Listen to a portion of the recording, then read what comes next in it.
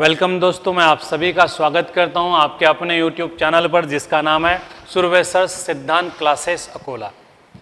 देखिए बच्चों, अब हम नेक्स्ट टॉपिक की तरफ मुड़ रहे हैं जिसका नाम है EMF series, electromotive force series.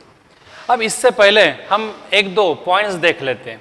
देखो, हमने SHE स्टैंडर्ड हाइड्रोजन इलेक्ट्रोड के बारे में देख लिया है। टाइप्स ऑफ इलेक्ट्रोड में standard hydrogen electrode is our primary reference electrode. Primary reference electrode किसे कहते हैं? The electrode whose potential is arbitrarily fixed is called as primary reference electrode. तो हमने हाइड्रोजन इलेक्ट्रोड जब कंस्ट्रक्ट किया और स्टैंडर्ड कंडीशन पर, मतलब 298 केल्विन टेम्परेचर पे एंड H पॉजिटिव आयन का कॉन्सेंट्रेशन जब 1 मोलार था, तब हाइड्रोजन इलेक्ट्रोड का पोटेंशियल हमने मेजर किया तो बहुत ही स्मॉल पाया गया और इसलिए हमने आर्बिट्रली उसे कितना फिक्स कर दिया? 0। अब अकॉर्डिंग टू IUPAC सिस्टम, जब भी हम किसी एलिमेंट की ऑक्सीडेशन में या रिडक्शन में जाने की टेंडेंसी मेजर करते हैं तो IUPAC सिस्टम कहती है कि we have to measure it in terms of reduction potential. मतलब ऑक्सीडेशन में भी जा रहा हो एलिमेंट या फिर रिडक्शन में भी जा रहा हो तो आपको उसका क्या मेजर करना है? Reduction potential. रिडक्शन पोटेंशियल से ही हमें पता चलता है कि वो रिडक्शन में जाएगा कि ऑक्सीडेशन में जाएगा। अगर रिडक्शन पोटेंशियल ज्यादा है मतलब रिडक्शन में जाने की टेंडेंसी ज्यादा है, अगर रिडक्शन पोटेंशियल कम है तो रिडक्शन में जाने की टेंडेंसी कम है, मतलब वो जाहिर है किस में जाएगा? ऑक्सीडेशन में जाएगा।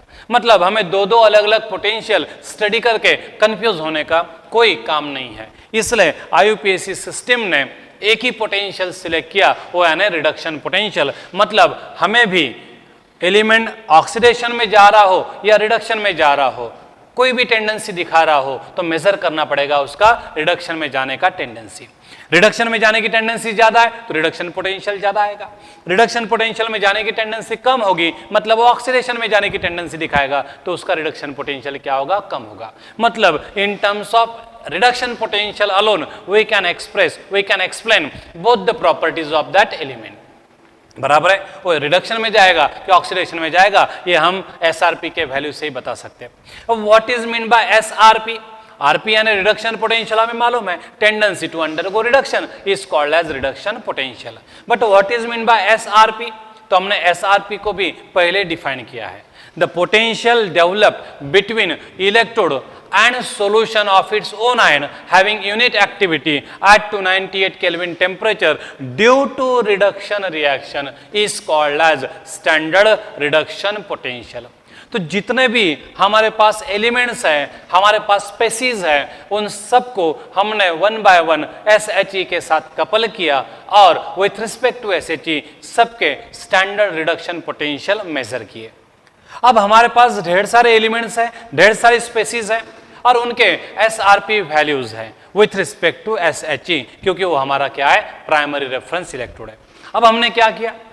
जितने भी एलिमेंट स्पेसीज हमने लिए थे उनका SRP फाइंड आउट किया by coupling them 1 by 1 with SHE, तो उनके SRP की वैल्यूज हमें मिल जाएगी और फिर हमने उनको अरेंज किया इन decreasing order of their SRP।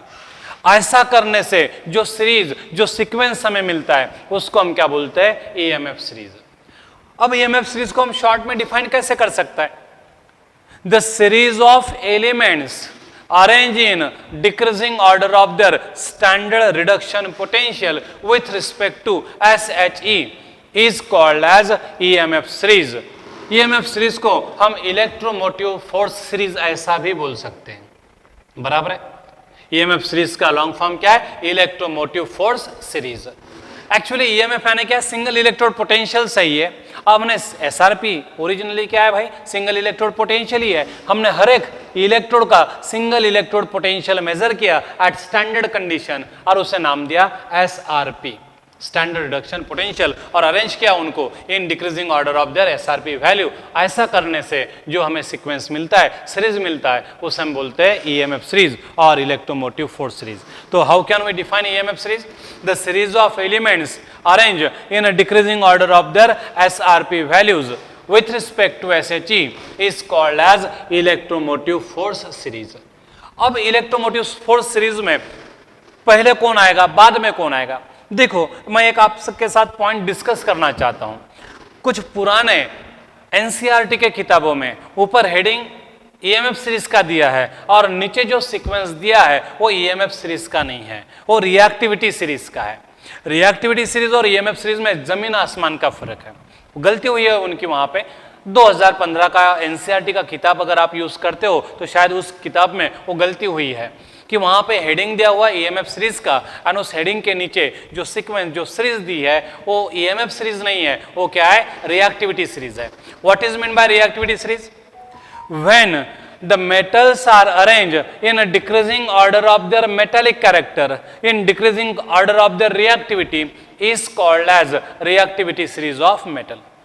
Reactivity series of metal में हमने मेटल्स लिए हैं और उनको अरेंज किया है इन decreasing order of there reactivity in decreasing order of there metallic character, जो एग्जैक्टली ईएमएफ सीरीज के उल्टा दिखाई देती है। इसलिए वो सीरीज का अगर आप इस्तेमाल करते हैं तो प्रेडिक्शन टोटली उल्टे हो जाएंगे। तो आपको करेक्शन करना है। ईएमएफ सीरीज यानी the series of elements arrange in the decreasing order of their SRP values with respect to SHE is called as EMF series. तो यहाँ पे रिएक्टिविटी सीरीज और ईएमएफ सीरीज में फर्क है, जमीन आसमान का फर्क है, एग्जैक्टली उल्टा पाया जाता है। इसलिए ईएमएफ सीरीज और रिएक्टिविटी सीरीज को आपको कंफ्यूज नहीं करना है, ये आपको ध्यान में रखना पड़ेगा। तो ईएमएफ सीरीज यानी समझ में आया? वापस से मैं एक बार डेफिनेशन रिपीट करता हूं। The series of elements arrange in a decreasing order of their standard reduction potential values with respect to SHE is called as EMF series. अब देखिए भाई, जिसका एसआरपी ज्यादा उसकी रिडक्शन में जाने की टेंडेंसी ज्यादा और जिसका एसआरपी कम उसकी रिडक्शन में जाने की टेंडेंसी कम, बराबर है। तो जैसे जैसे एसआरपी की वैल्यू कम कम होते जाएगी, इसका मतलब वो जो एलिमेंट है, वो जो स्पेसीज होगी, उसकी रिडक्शन में जाने की टेंडेंसी कम होगी। अब रिडक्शन में जाने का मतलब क्या है? रिडक्शन में जाना मतलब इलेक्ट्रॉन को गेन करना। तो जैसे जैसे हम ईएमएफ सीरीज में ऊपर से नीचे जाएंगे तो एसआरपी कम होगी, मतलब इलेक्ट्रॉन गेन करने की टेंडेंसी कम होती जाएगी। और जाहिर है इलेक्ट्रॉन गेन करने की टेंडेंसी कम हो रही है, मतलब इलेक्ट्रॉन लूज करने की टेंडेंसी बढ़ेगी। इतना आसान है, बराबर है। तो जब हम ईएमएफ सीरीज देखते हैं, ऊपर से नीचे नजर दौड़ाते हैं, तो ऊपर से नीचे जाते वक्त एसआरपी की वैल्यू कम होते जाती है, मतलब उनकी रिडक्शन में जाने की टेंडेंसी कम कम होते जाती है। मतलब दूसरे शब्दों में हम क्या कहते हैं कि ऑक्सीडेशन में जाने की टेंडेंसी बढ़ती जाएगी। अब ईएमएफ सीरीज में तो ढेर सारे स्पेसीज हैं, 118 एलिमेंट है नाम के लिए, बराबर है। उनमें से 92 एलिमेंट नेचुरली ऑकरिंग है, लेकिन उनसे बनने वाली स्पेसीज अनगिनत है। इसलिए ईएमएफ सीरीज कितनी लंबी होगी हम सोच नहीं सकते। तो हमने ईएमएफ सीरीज को सिंपलिसिटी मेंटेन करने के लिए बस वही एलिमेंट को इंक्लूड किया है जो हमारे साथ फैमिलियर है, बराबर है। ईएमएफ सीरीज बहुत ही ज्यादा लंबी है, बहुत ही ज्यादा वास्ट है और उसको लर्न करने का कोई मतलब नहीं है, क्योंकि वो लर्न करना हमसे अपेक्षित भी नहीं है। तो हमने ईएमएफ सीरीज में कुछ ही एलिमेंट्स का अंतर्भाव किया है। जो एलिमेंट्स हमारे साथ फैमिलियर है, जो एलिमेंट्स हमारे काम के हैं, उनको ही हमने यहाँ पे इंक्लूड किया है। तो देखिए यहाँ पे आपको ईएमएफ सीरीज दिखाई दे रही है। सबसे ऊपर है फ्लोरीन, उसके बाद है क्लोरीन, ब्रोमीन। यहाँ पे कुछ कटायंस दिखाई दे रहे हैं मेटल के, Ag positive, Fe tri positive, Cu di positive. और जैसे जैसे हम नीचे जा रहे हैं, देखो ईएमएफ सीरीज हमारी दिखाई दे रही है। अब इस ईएमएफ सीरीज में टॉप मोस्ट पोजीशन पर फ्लोरीन है एंड बॉटम के पोजीशन पर कौन है? लिथियम है। इन दोनों की पोजीशन हमें फिक्स तरीके से मालूम है, बाकी जितनी भी स्पेसीज आएंगी इन दोनों के बीच में आएंगी। मतलब सबसे ज्यादा एसआरपी किसका है? फ्लोरीन का है। फ्लोरीन से ज्यादा एसआरपी किसी भी स्पेसीज का नहीं है। Fluorine is the only species having highest SRP value. उससे ज्यादा किसी की एसआरपी वैल्यू ज्यादा नहीं है, इसलिए ईएमएफ सीरीज में टॉप मोस्ट पोजीशन पे सिर्फ फ्लोरीन आएगा, फ्लोरीन के ऊपर कोई भी स्पेसीज नहीं आएगी। एंड सबसे कम रिडक्शन में जाने की टेंडेंसी जो है वो लिथियम का कटायन दिखाता है। Li positive has a least tendency to undergo reduction as compare to any other species, इसलिए बॉटम में कौन है? लिथियम का कटायन है। अब बाकी जितनी भी स्पेसीज हमें देखने को मिलेंगी ये दोनों के बीच में कहीं ना कहीं आ जाएगी, बराबर है। ढेर सारी स्पेसीज है वहां पे, हमने कुछ स्पेसीज को यहाँ पे लिखा है। तो हमारे ईएमएफ सीरीज में सबसे नीचे कौन दिखाई देगा? लिथियम का कटायन, एंड सबसे ऊपर कौन दिखाई देगा? फ्लोरीन। बाकी की कोई भी स्पीसीज आएंगी तो इन दोनों के बीच में ही दिखाई देगी। लिथियम कटायन के नीचे कोई कटायन नहीं आएगा, कोई स्पीसीज नहीं आएगी, क्योंकि Li पॉजिटिव के इतनी कम SRP वैल्यू किसी भी दूसरे स्पीसीज की नहीं है।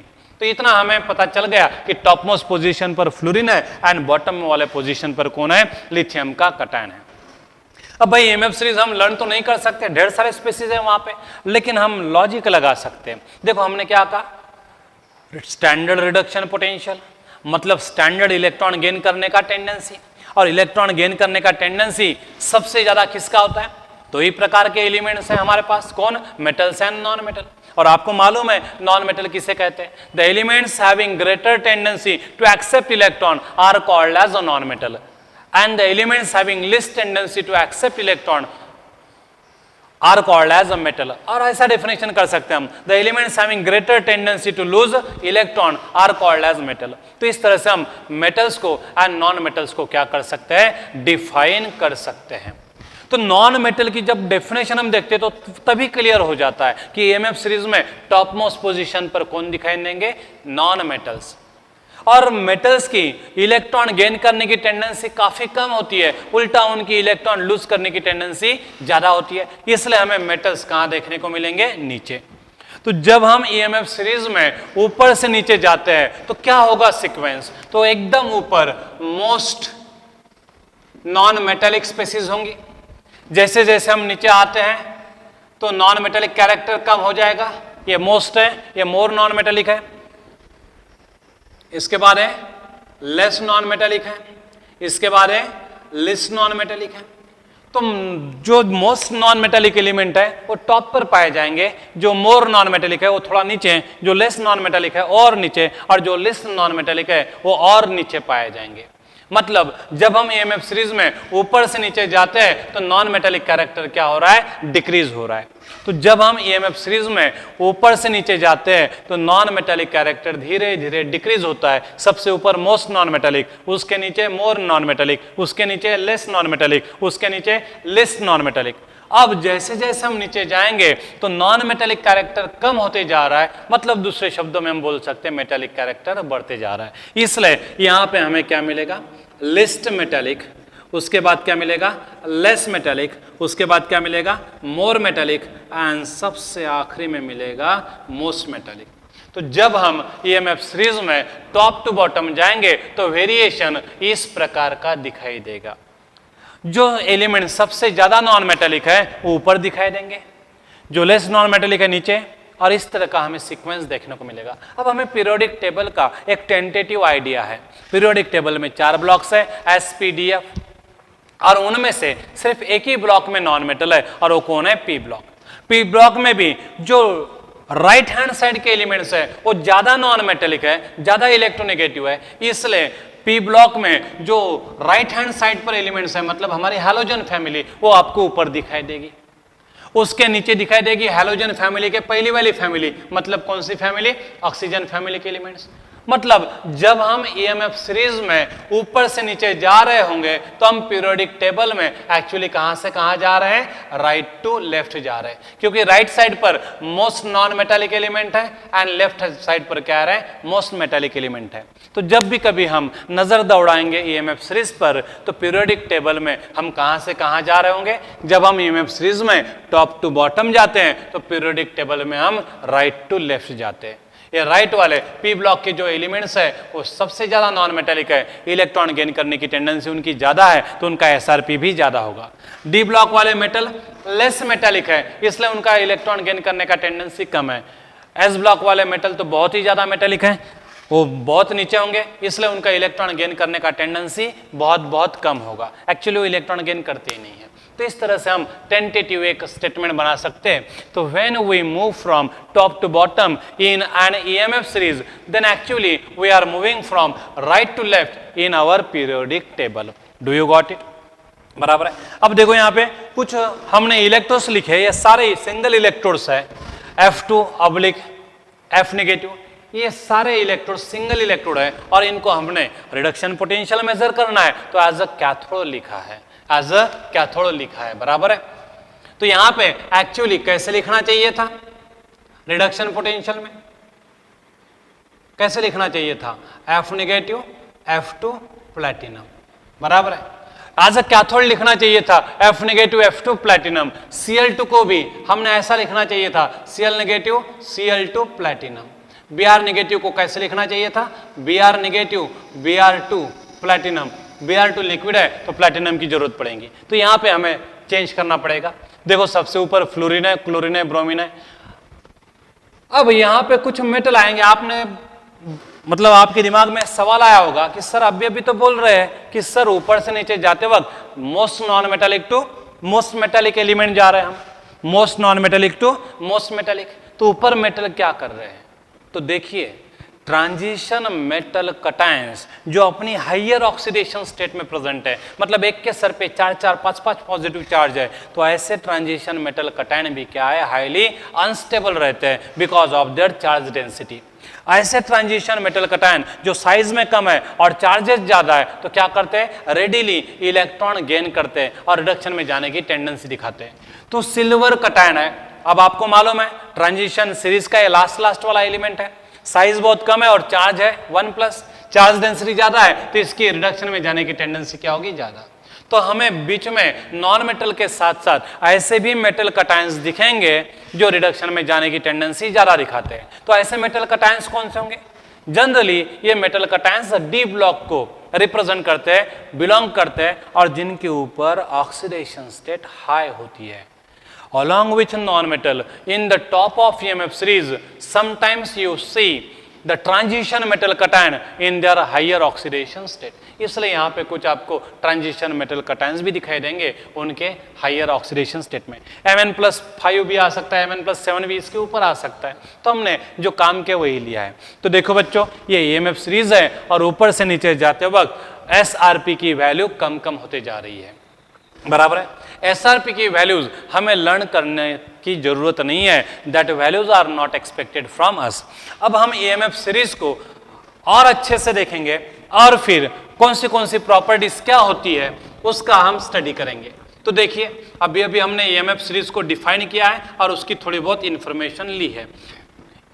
EMF सीरीज में टॉप मोस्ट पोजीशन पर कौन दिखाई देंगे? नॉन मेटल्स, उसके नीचे लेस नॉन मेटेलिक एलिमेंट, उसके नीचे लेस नॉन मेटेलिक एलिमेंट, उसके नीचे लेस मेटेलिक, उसके नीचे लेस मेटेलिक, उसके नीचे मोर मेटेलिक एंड सबके नीचे मोस्ट मेटेलिक। EMF सीरीज का पहला एलिमेंट होगा हमारा फ्लोरीन, उसके ऊपर कोई नहीं है, एंड लास्ट एलिमेंट होगा हमारा लिथियम कटायन, उसके नीचे कोई नहीं है।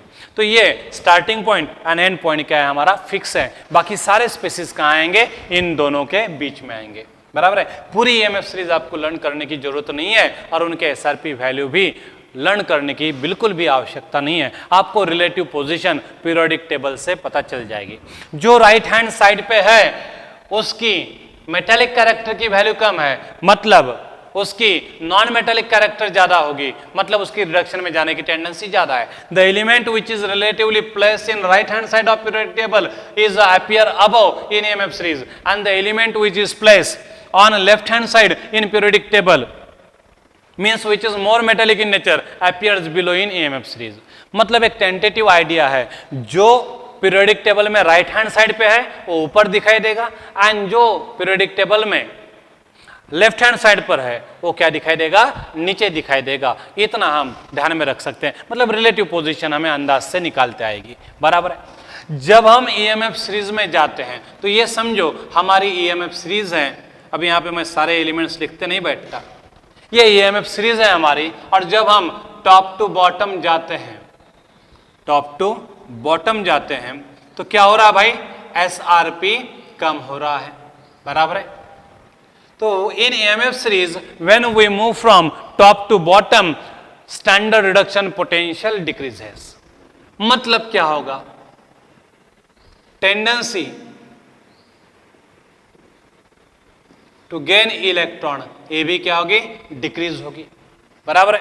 तो जब हम EMF सीरीज में टॉप टू बॉटम जाएंगे तो स्टैंडर्ड रिडक्शन पोटेंशियल की वैल्यू कम हो रही है, मतलब टेंडेंसी टू गेन इलेक्ट्रॉन कम होते जा रही है, बराबर है। टेंडेंसी टू गेन इलेक्ट्रॉन कम होते जा रही है। टेंडेंसी टू गेन इलेक्ट्रॉन कम होते जा रही है, मतलब दूसरे के इलेक्ट्रॉन खींचने की ताकत कम हो रही है। दूसरे के इलेक्ट्रॉन खींचने की ताकत को हम किस नाम से जानते हैं? ऑक्सीडेशन पोटेंशियल, बराबर है, सॉरी ऑक्सीडाइजिंग पावर। दूसरे के इलेक्ट्रॉन खींचने की जो ताकत है उसे हम क्या बोलते हैं? Oxidising power. देखो ऑक्सीडाइजिंग पावर का भी सिंबल ओपी है एंड ऑक्सीडेशन पोटेंशियल को भी हम ओपी से लिखते हैं, तो आपको थोड़ा सा कंफ्यूजन हो सकता है यहाँ पे, बराबर है। ऑक्सीडेशन पोटेंशियल ऐसा कभी भी ओपी को नहीं बोलना है। ओपी यानी क्या है? Oxidising power. OP is abbreviation mostly used for oxidizing power। इसे आप ऑक्सीडेशन पोटेंशियल के साथ कंफ्यूज मत करना। तो देखिए जब हम EMF सीरीज में टॉप टू बॉटम जाते हैं तो SRP कम होती है, मतलब टेंडेंसी टू गेन इलेक्ट्रॉन कम होती है, मतलब उनकी इलेक्ट्रॉन खींचने की क्षमता कम होती है, मतलब दूसरे को ऑक्सीडाइज करने की पावर कम होती है, इसलिए oxidising power goes on decreasing. तो जब हम EMF सीरीज में ऊपर से नीचे जाते हैं तो ऑक्सीडाइजिंग पावर कम कम होती जाती है, मतलब जो EMF सीरीज में टॉप पे है उसके ऑक्सीडाइजिंग पावर, मतलब दूसरे को ऑक्सीडाइज करने की टेंडेंसी ज्यादा है। जैसे जैसे हम नीचे जाएंगे तो दूसरे को ऑक्सीडाइज करने की टेंडेंसी कम होती जाएगी। तो इस तरह से हम बोल सकते हैं। तो when we move from top to bottom in an EMF series, SRP decreases means their tendency to gain electron decreases means their tendency to undergo reduction, tendency to undergo reduction वो भी डिक्रीज होगी।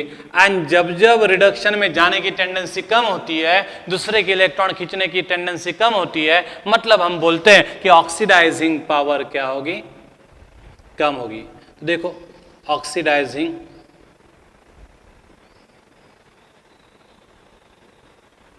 जिसको हम OP symbol से denote करते हैं वो क्या होगी? डिक्रीज होगी। तो मैंने ओपी का ऑक्सीडाइजिंग पावर ऐसा लिखा, मतलब अब आगे कंफ्यूजन नहीं होगा।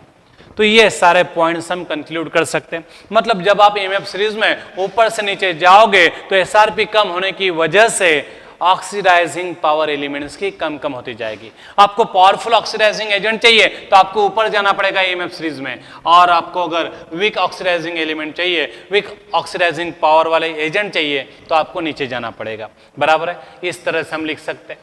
तो एक देख लीजिएगा यहाँ पे, एक बार नजर दौड़ा दो। टॉप टू बॉटम जब हम जाएंगे तो भाई क्या क्या होता है? SRP डिक्रीज होता है, मतलब टेंडेंसी टू गेन इलेक्ट्रॉन कम होता है, मतलब टेंडेंसी टू अंडरगो रिडक्शन कम होता है, मतलब tendency to remove electron from others कम होता है, मतलब दूसरे को ऑक्सीडाइज करने की क्षमता कम होती है, मतलब ऑक्सीडाइजिंग पावर डिक्रीज होती जाती है। ऑक्सीडाइजिंग पावर का एब्रीविएशन सारे किताबों में ओपी लिखा है। ओपी जहां पे दिखाई देगा आपको ऑक्सीडाइजिंग पावर समझना पड़ेगा, ऑक्सीडेशन पोटेंशियल नहीं समझना पड़ेगा। यहां पे हम कंफ्यूज हो सकते हैं। ओपी यानी भाई क्या? तो मैक्सिमम किताबों में ओपी ये स्टैंडर्ड एब्रीविएशन यूज किया गया है, किसके लिए? ऑक्सीडाइजिंग पावर के लिए। Oxidation potential and oxidising power में जमीन आसमान का फर्क है। ऑक्सीडेशन पोटेंशियल यानी tendency to undergo oxidation, and oxidising power यानी tendency to oxidise other. Totally different है दोनों टर्म्स, तो यहाँ पे कंफ्यूजन नहीं होना चाहिए। ऑक्सीडाइजिंग पावर उसका सिंबल है ओपी। ओपी क्या होगा? कम होते जाएगा। समझ में है? वैसे अब हम और बोल सकते हैं, जब हम टॉप टू बॉटम जाएंगे तो भाई SRP कम हो रहा है, मतलब दूसरे शब्दों में मैं क्या बोल सकता हूं? SRP कम हो रहा है मतलब SOP बढ़ रहा है। SRP कम हो गया मतलब SOP बढ़ता है। What is SOP? Standard oxidation potential. The potential developed between surface of electrode and its solution at 298 Kelvin temperature having unit activity due to oxidation is called as standard oxidation potential। तो इस तरह से standard oxidation potential को हम define कर सकते हैं, और हमें मालूम है SOP एंड SRP मैग्नीट्यूड में फॉर अ गिवन एलिमेंट हमेशा सेम होते हैं, they just differ in their sign. SRP positive है तो SOP निगेटिव आएगा, SRP निगेटिव है तो SOP पॉजिटिव आएगा। तो देखिए जब SRP कम होता है तो SOP की वैल्यू बढ़ते जाती है। Top to bottom when we move in an EMF series SOP goes on increasing. SOP बढ़ते जा रहा मतलब टेंडेंसी टू अंडरगो ऑक्सीडेशन वो भी बढ़ेगा, मतलब टेंडेंसी टू लूज इलेक्ट्रॉन वो भी बढ़ेगा। टेंडेंसी टू लूज इलेक्ट्रॉन वो भी बढ़ेगा।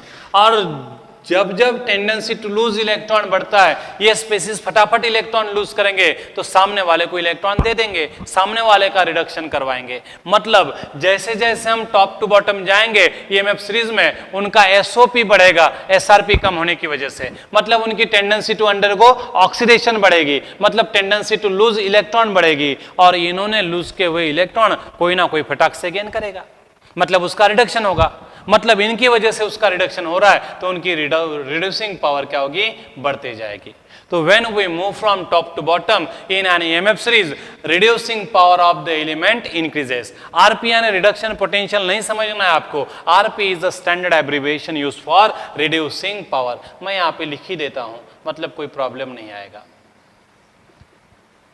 समझ में आया भैया? ये देखो बच्चों, आपको समझ में आ रहा है? एक एक शब्द देखो, एक शब्द पकडली की पुढे पुढे जायचं, म्हणजे आपण आपल्या एंडला पोहोचू शकतो। जब मैं टॉप टू बॉटम जाऊंगा यानी ईएमएफ सीरीज में, तो एसआरपी कम हो गई, मतलब दूसरे शब्दों में एसओपी बढ़ रहा है। एसओपी बढ़ने का मतलब होता है टेंडेंसी टू अंडरगो ऑक्सीडेशन बढ़ रहा है। टेंडेंसी टू अंडरगो ऑक्सीडेशन बढ़ रहा है, मतलब टेंडेंसी टू लूज इलेक्ट्रॉन बढ़ रहा है। और जब जब इलेक्ट्रॉन लूज करने की टेंडेंसी बढ़ेगी, मतलब इनकी इलेक्ट्रॉन सप्लाई करने की टेंडेंसी बढ़ेगी। अगर इनकी इलेक्ट्रॉन सप्लाई करने की टेंडेंसी बढ़ेगी तो सामने वाले को फास्टम फास्ट क्या करेंगे, रिड्यूस करेंगे, मतलब इनकी रिड्यूसिंग पावर बढ़ती जाएगी। इसलिए मैंने यहां पे लिखा है when we move from top to bottom, reducing power goes on increasing. बराबर है? अगर आपको पावरफुल रिड्यूसिंग एजेंट चाहिए तो आपने कहां जाना चाहिए ईएमएफ सीरीज में, नीचे। और अगर आपको वीकेस्ट रिड्यूसिंग एजेंट चाहिए तो आपने कहां जाना चाहिए, ऊपर। समझ में आया? तो reducing power increases from top to bottom, मतलब बॉटम में आपको क्या मिलेगा, स्ट्रॉन्गेस्ट रिड्यूसिंग एजेंट्स मिलेंगे आपको। टॉप पे क्या मिलेंगे, वीकेस्ट रिड्यूसिंग एजेंट मिलेंगे आपको। यहां पे देखो हमने बोला यहां पे ऑक्सीडाइजिंग पावर डिक्रीजेस, तो यहां पे क्या मिलेगा, वीकेस्ट रिड्यूसिंग एजेंट ओरिजिनली क्या होते हैं, स्ट्रॉन्गेस्ट ऑक्सीडाइजिंग एजेंट। बराबर है? तो टॉप पे हमें स्ट्रॉन्गेस्ट ऑक्सीडाइजिंग एजेंट मिलेंगे एंड बॉटम में हमें क्या मिलेंगे, वीकेस्ट ऑक्सीडाइजिंग एजेंट मिलेंगे। तो ये शब्दों का खेल है, यहां पे आपको कॉन्फिडेंस से जाना पड़ेगा, ध्यान से जाना पड़ेगा।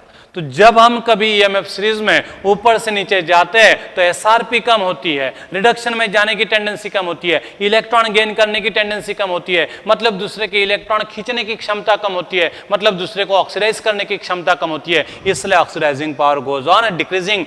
टॉप पे मिलेंगे powerful oxidising agent and bottom पे मिलेंगे वीकेस्ट ऑक्सीडाइजिंग एजेंट। जब हम टॉप टू बॉटम जाएंगे एसआरपी कम होगा, मतलब एसओपी बढ़ेगा, मतलब ऑक्सीडेशन में जाने की टेंडेंसी बढ़ेगी, मतलब इलेक्ट्रॉन लूज करने की टेंडेंसी बढ़ेगी। और इन्होंने लूज किए हुए इलेक्ट्रॉन सामने वाला फटाफट गेन करेगा, मतलब इनकी वजह से सामने वाला फटाफट रिड्यूस होगा, मतलब इनकी दूसरे को रिड्यूस करने की टेंडेंसी बढ़ेगी, रिड्यूसिंग पावर बढ़ती जाएगी। इसलिए ईएमएफ सीरीज में टॉप टू बॉटम जाते वक्त रिड्यूसिंग पावर बढ़ती है। तो आपको पावरफुल रिड्यूसिंग एजेंट कहां मिलेंगे, बॉटम में, एंड टॉप पर क्या मिलेंगे, वीकेस्ट रिड्यूसिंग एजेंट मिलेंगे। तो इस तरह से हम क्या कर सकते हैं, ईएमएफ सीरीज को स्टडी कर सकते हैं और उस पर से ये कंक्लूजन ड्रॉ कर सकते हैं। तो मेरी आशा है कि आप ये वीडियो लेक्चर देखेंगे, बार बार देखेंगे, क्योंकि कैसा है इसमें उल्टा सीधा कंफ्यूज होने की आशंका ज्यादा रहती है। इसलिए आप कॉन्सेंट्रेशन से एक एक बात देखो, पढ़ो और सुनो, मतलब आपको कोई कंफ्यूजन नहीं रहेगा। एक बार ये कंफ्यूजन दूर हो गया तो फिर आप फटाफट आंसर दे पाओगे। ठीक है? ठीक है, धन्यवाद बच्चों।